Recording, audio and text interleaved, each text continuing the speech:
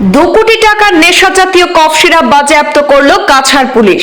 কাছাড় পুলিশের নেশা জাতীয় দ্রব্যের বিরুদ্ধে সফল অভিযান। বড়খোলা থানার অন্তর্গত দামছড়ার ঘন জঙ্গল থেকে উদ্ধার বৃহৎ পরিমাণ নিষিদ্ধ কফ সিরাপ।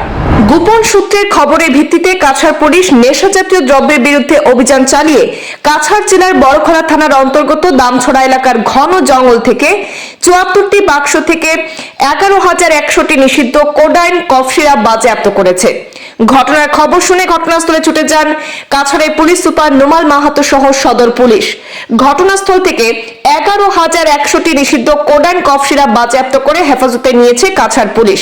তবে এর সঙ্গে জড়িত কাউকে আটক করা সম্ভব হয়নি বলে জানা যায়।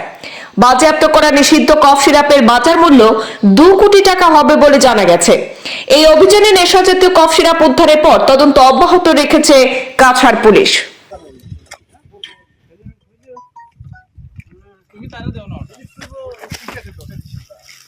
আকবর হানো দাও খালি কাটন ছড়াই মাথা ছড়া দরকার নাই মাথা ছড়া দরকার কি হাত